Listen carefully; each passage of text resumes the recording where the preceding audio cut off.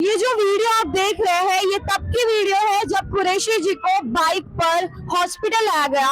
Mahatma Gandhi hospital में bike पर पेट पर पट्टी बांधकर लाया गया, कपड़ा बांधकर, क्योंकि उनके पेट से खून बह रहा था। और मौके पर हाजिर प्रचारकों ने तुरंत ही उनको संभाल के ट्रिप्सी में बाइक लेकर उनको हॉस्पिटल पहुंचाया और फिलहाल वो आईसीयू में मौजूद है।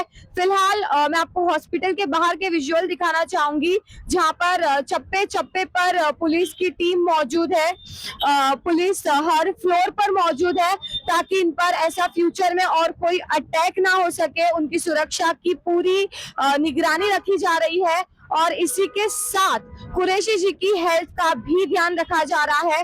कहा जा रहा है कि फिलहाल उनकी तबीयत स्टेबल है, उनको काफी स्टिचेस भी आए हैं, लेकिन एक उम्मीदवार जो कि लोगों के लिए खड़ा है, बीएमसी के इलेक्शन के लिए खड़ा है, उस पर चुनाव प्रचार की रैली में जब वो वोट मांगने जाता है तब किया गया हमला कितनी हद तक जायज है, ये सवाल मैं आज जनता से पूछना चाहूंगी। वार्ड क्रमांक 92 की जनता से पूछना चाहूंगी कि क्या ये जायज था या नहीं। क्या कुरैशी जी के साथ आज जनता का समर्थन है या नहीं, ये समय बताएगा। 15 तारीख को जनता जब अपना मताधिकार यूज करेगी और वोट करेगी तब 16 तारीख को रिजल्ट हम सबके सामने होंगे। लेकिन फिलहाल एक उम्मीदवार जो कि अपने जिंदगी और मौत के बीच की टक्कर ले रहा है, एक हमले की वजह से जिसने बिल्डर लॉबी के खिलाफ आवाज उठाई थी। फिलहाल हमारे साथ कुरैशी जी के कार्यकर्ता मौजूद है। आप बताना चाहेंगे ये हादसा कैसे और क्या हुआ? एक्चुअली हमारे हाजी सालिम कुरैशी साहब जो थे वो मतलब भारत नगर की एक आवाज थे, वो नेता नहीं बेटा थे। वो कैसा हमेशा वो भारत नगर की हिफाजत है और अच्छे से अच्छा करना बोले। अभी उनका कहना ये है कि भारत नगर को विकसित हो, अच्छे तरीके से सब हो, और वो भारत नगर की सिर्फ हिफाजत चाहते थे। उनके जैसा नेता ना भारत नगर में आज तक आया है ना कभी हुआ है। भारत नगर में जो काम उन्होंने किया है आज तक वो किसी ने नहीं किया है। तो उनके साथ आज जो भी हादसा हुआ है वहाँ तो हम लोग मौजूद नहीं थे, पर मेरे डैडी थे मौजूद, तारिक खान बाबूजी, तो वो थे और उनके 6-7 साथी थे। तो गली में मालूम नहीं पड़ा एक्चुअली मतलब कैसे कौन मार के गया है क्या गया है, तो मालूम नहीं पड़ा। बस इतना ही बोलना चाहूँगा कि जिसको जो करना है वो करते रहो। हाजी सालिम कुरैशी साहब अपना काम नहीं रोकेंगे और वो भारत नगर की हिफाजत करेंगे, और उनके जैसा काम ना आज तक कोई किया है ना कभी करेगा। ठीक है, अस्सलाम वालेकुम। इतने गंभीर हादसे के बाद भी लोगों का हौसला नहीं टूट पाया है। जो कि हौसला तोड़ने की कोशिश थी वो फिलहाल बरकरार है, लेकिन हाजी साहब भी जल्द ही रिकवर हो जाएंगे और फिलहाल पूरी जोश से फिर एक बार चुनाव के दौर में मत मांगने वापस जुड़ जाएंगे, वैसा इनका कहना है। लेकिन जनता उन्हें चुनती है या नहीं ये फैसला जनता करेगी।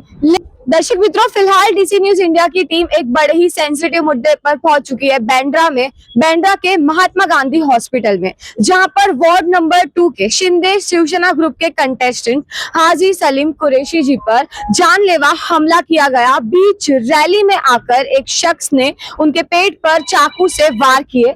इस पूरे मामले की जांच के लिए फिलहाल पुलिस यहां पर मौजूद है।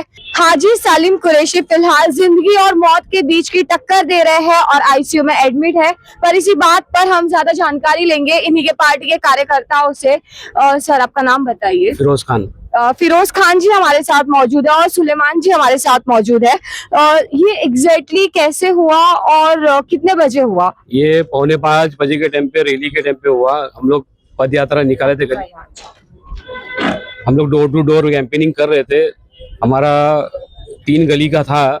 कौन से एरिया में सर? ये ज्ञानेश्वर नगर के अंदर 20 नंबर गली के अंदर ये हुआ। ये 3 गली के अंदर हम लोग प्रचार कर चुके थे। लास्ट जो गली बची थी वो बहुत छोटी गली थी और उसमें बहुत अंधेरा था, तो हम लोग सब बाहर आ गए और सालिम भाई अंदर ही थे। बस जब बाहर निकले तो उनके पेट पे ऐसा खून था और सब पूरा एकदम लगा हुआ था। तो हम लोग देखने के बाद में हैरत हो गया कि भाई क्या हो गया, कैसा खून निकला। तो उनको चक्कर आके गिर गए वो। फिर उसके बाद उनको सीधा हॉस्पिटल में हम लोग ने लेके आए यहाँ। सर, ये अचानक से हमला हुआ, ये कोई पॉलिटिकल वेंडेटा, कोई साजिश लग रही है, या उन्होंने कुछ ऐसा किया था कल परसों में जिसकी वजह से ये कॉन्सिक्वेंसेस हुए? आप कुछ बताना चाहेंगे? ये क्या है, कल हमारी सभा थी वहाँ पे राजू अपने PWD के पास में, और बिल्डर लॉबी का वहाँ पे बहुत बड़ा हमला धांधली चल रही है वहाँ पे बिल्डर लॉबी की। इसके ऊपर सालिम भाई ने कल बहुत आधा घंटा इसके ऊपर है ना बोले कि भाई ये चीज गलत है, घर के बदली घर ज्ञानेश्वर नगर के लोगों को यही मिलना मांगता। वहाँ जो बिल्डर है वो ना बिल्डर सामने आ रहा ना बता रहा और लोगों को घर देने का वहाँ पे जगह पे वादा नहीं कर रहा। तो सालिम भाई ने ये बात बोले कि भाई मैं सिंधे साहब से बोल के आप लोगों को घर के बदली घर यहाँ पे ही दिलाऊंगा मैं ज्ञानेश्वर नगर के अंदर। सर ये बिल्डर का नाम बताना चाहेंगे आप? ये बिल्डर तो है ही नहीं वहाँ पे, खाली वहाँ पे जो अनिल परब साहब है वही एग्रीमेंट कर रहे हैं और वही सब कर रहे हैं जो कि वो बाटा से है। वो बड़े आरोप लग रहे हैं उद्धव ठाकरे के कैंडिडेट के ऊपर, अनिल परब के ऊपर। फिलहाल हमारे साथ इसके बारे में विस्तृत जानकारी देने के लिए जुड़ चुके हैं सुलेमान भाई। सुलेमान जी, ये पूरी वारदात आपको क्या लगता है कि ये क्या वही चीज की वजह से हुआ है या कुछ और भी हो सकता है? ये बताना तो बड़ा मुश्किल है कि इसके पीछे कौन है क्या है, लेकिन मैं ये इतना कहना चाहूँगा कि ये जो चीज़ हुई है बहुत गलत है। वहाँ की जो जनता है उनको बचाने का काम किया जा रहा है हाजी सालिम कुरैशी की तरफ से। वहाँ पे जो 1 साल से जो धांधली चली है डेवलपर की, कि लोगों को डरा धमका कर कंसेंट लेना और कंसेंट के जरिए उन लोगों को नॉट एलिजिबल करना और वहाँ से हटाने की, क्योंकि वो जो ज़मीन है मेट्रो स्टेशन बीकेसी के एकदम नज़दीक है, काफ़ी महंगी ज़मीन मानी जाती है बीकेसी की। इसी वजह से ये इंसिडेंट मेरे ख्याल से हुआ होगा, क्योंकि बिल्डर लॉबी नहीं चाहती है कि कोई अच्छा कैंडिडेट वहाँ पे जीत के आवे जो, और हाजी सालिम कुरैशी एक ऐसा कैंडिडेट है जो हमेशा से मतलब लोगों के साथ रहे हैं और उन्होंने हमेशा लोगों की नाइंसाफ़ी के खिलाफ आवाज़ उठाई है और वो उन्होंने हमेशा डेवलपमेंट के लिए कहा है कि भाई घर के बदले घर उसी जगह मिलना चाहिए, डेवलपमेंट होना चाहिए, लेकिन लोगों को यहाँ से उजाड़ के नहीं, लोगों को वहीं बसाने का काम होना चाहिए। इसी वजह से शायद कोई असामाजिक तत्व होंगे जिन्होंने उन पर हमला किया और उन्हें रोकने की कोशिश की जा रही है। सर इसके अलावा आपको किसी पर शक है या फिर इस पूरे मामले की छानबीन अभी पुलिस स्टेशन में, कौन से पुलिस स्टेशन में की जा रही है? कौन है मतलब सुपरिटेंडेंट या फिर डीसीपी? आप कुछ बताना चाहेंगे इसके बारे में? संत ज्ञानेश्वर नगर एरिया है वो खेरवाड़ी पुलिस स्टेशन के अंतर्गत आता है और खेरवाड़ी पुलिस स्टेशन के सभी अधिकारी वहाँ पे और डीसीपी साहब भी वहाँ पे स्पॉट पे गए थे और उनकी जांच शुरू हो चुकी है। अब उनकी जांच किस तरीके से आगे बढ़ रही है वो तो पूरा वही बता सकते हैं। और किस पे शक है, शक तो हम लोग नहीं बता सकते कि किस पे शक है और किस पे शक करना चाहिए, लेकिन पुलिस अपना काम कर रही है, वो जरूर उनको ढूंढ के निकालेंगी। और पुलिस को भी हमारे सुप्रीमो की तरफ से ऑर्डर आया है कि 24 घंटे के अंदर इस केस को सॉल्व किया जाए। एक और सवाल पूछना चाहूंगी सर आपसे कि दिन दहाड़े मतलब इतने सारे लोगों की मौजूदगी के बीच अगर कोई हमलावर कैंडिडेट को हमला करके चला जाता है तो क्या किसी ने उसकी शक्ल नहीं देखी? क्या ऐसे ही वो भागने में कामयाब रह गया?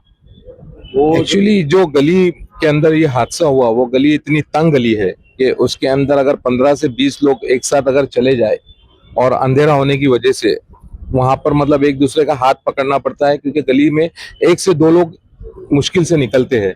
तो जो साथ के लोग थे, प्रचार खत्म हो रहा था, टाइम भी खत्म होने वाला था, 5 बजे प्रचार का टाइम, 4:45 का वक्त था, तो वो सारे लोग बाहर आ चुके थे और सालिम भाई वहां से बाहर निकलने की कोशिश कर रहे थे। तभी अचानक अंदर कोई गया और वहां से उनको पता भी नहीं चला, इतना स्पीड में वो अपना काम करके निकल गया।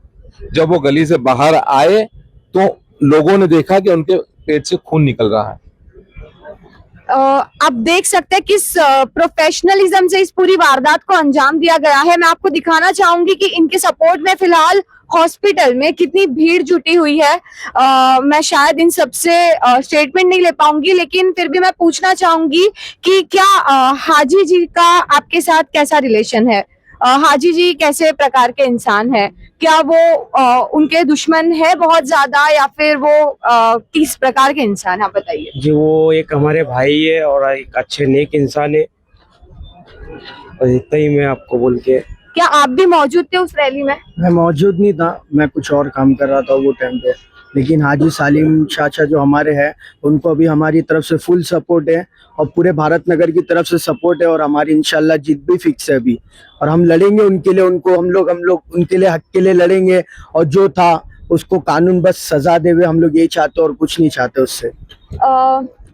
वो किधर गए?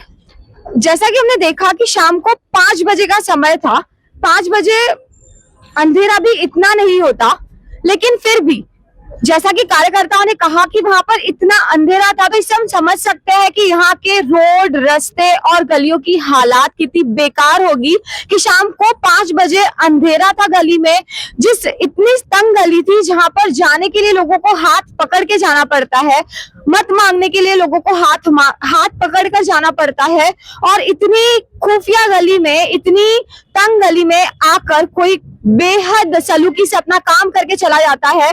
और इतने सारे कार्यकर्ताओं की मौजूदगी में एक फ्यूचर कैंडिडेट जो कि लोकशाही के लिए, एक बीएमसी के चुनाव के लिए कैंडिडेचर तौर पर खड़ा है, जिसने सिर्फ एक स्टेटमेंट दिया है, इस पर इतने जोर से जानलेवा हमला करना क्या वाकई डेमोक्रेसी है? ये सवाल मैं आज जनता से पूछना चाहूंगी। कैमरामैन चेतना के साथ मैं हूं चेतना राजा। आप देखते रहिए डीसी न्यूज इंडिया, क्योंकि मैं पहुंचाऊंगी आप तक पल पल की खबर। दोस्तों, तो मैं आपको दिखाना चाहूंगी वो स्पॉट, वो गली जहां पर इस पूरी वारदात को अंजाम दिया गया, जहां पर ये घटना हुई है। ये है वो गली। आप देख सकते हैं कि यहाँ पर कितना अंधेरा है। आप को दिखाना चाहूंगी कि ये है वो इलाका जहां पर कैंडिडेट वोट मांगने के लिए आए थे, और इसी गली में इस वारदात को अंजाम दिया गया। लेकिन पुलिस का बयान कहता है कि उन्हें ये बात का अंदाजा नहीं, या इन्हें यहाँ पर खिला लगा, किसी ने मारा, कुछ नहीं पता। लेकिन आप देख सकते हैं कि यहाँ पर कितना अंधेरा है, यहाँ पर शेडिंग लगी हुई है। आप शायद मेरी शक्ल भी नहीं देख पा रहे होंगे ढंग से, लेकिन ये है वो एरिया जहां पर इस पूरी वारदात को अंजाम दिया गया, और यहाँ पर ही कैंडिडेट को पेट पर लगा, और यहीं से प्रचारक उन्हें बाइक पर बिठाकर ट्रिप्सी में हॉस्पिटल लेकर गए। आप मौजूद थे तब जब ये हुआ हादसा? नहीं। तो मैं आपको पूछना चाहूंगी कि आपको पता है ये गली ऐसी है, तो यहाँ पर पहले भी ऐसा कभी हुआ है कि किसी को कुछ आते जाते खिला वगैरह? नहीं मैम। तो क्या लगता है आपको कि उनको कील वगैरह लगी होगी, या किसी ने उन पर हमला हुआ है? ये सब मैम हमला हुआ है 100%। तो लोगों का कहना है कि आज के पहले तो कभी ऐसा हुआ नहीं कि किसी को इस मीटर्स के या कहीं से कील वगैरह लगी हो, तो ये हमला ही था, ऐसा यहाँ के स्थानिक लोगों का कहना है। अब इस पूरे मामले की जांच के लिए और आरोपी को पकड़ने के लिए उप मुख्यमंत्री अब इस पूरे हादसे और पूरे मामले की जांच के लिए उप मुख्यमंत्री एकनाथ शिंदे ने 24 घंटे की मोहलत दे दी है, और इस पूरे केस को सॉल्व करने का आदेश दे दिया गया है। लेकिन क्या अभी आरोपी पकड़ा जाता है? क्योंकि यहाँ पर ना कोई सीसीटीवी मौजूद है, ना कोई लाइटिंग मौजूद है। ये जो आप लाइट देख रहे हो मेरे फेस पे, वो फ्लैश लाइट मारी गई है, यहाँ के लोगों ने मारी है। लेकिन मैं उनको रिक्वेस्ट करूंगी कि प्लीज ऑफ करिए, ताकि दर्शक एक्चुअल ये एरिया देख सके कि ये कितना डार्क है, कितना डार्क है। यहाँ पर से कोई कैसे भी निकल सकता है। तो क्या किसी ने भी आते जाते किसी को देखा? किसी ने आते जाते किसी को देखा कुछ? कभी ये सब हुआ? हाँ, नहीं किसी ने भी नहीं देखा। आप थे मौजूद जब ये हुआ? तो डीसी न्यूज इंडिया की टीम फिलहाल मौके पर मौजूद है जहां पर इस पूरी घटना हुई। शायद यहाँ पर खून के धब्बे भी होंगे, लेकिन अंधेरे की वजह से हम कुछ देख नहीं पा रहे हैं। लेकिन मैं लगातार पहुंचाऊंगी आप तक सारी अपडेट्स। तब तक के लिए आप जुड़े रहे चेतना राजा के साथ, डीसी न्यूज इंडिया की खास पेशकश। चेतना राजा, डीसी न्यूज इंडिया, मुंबई।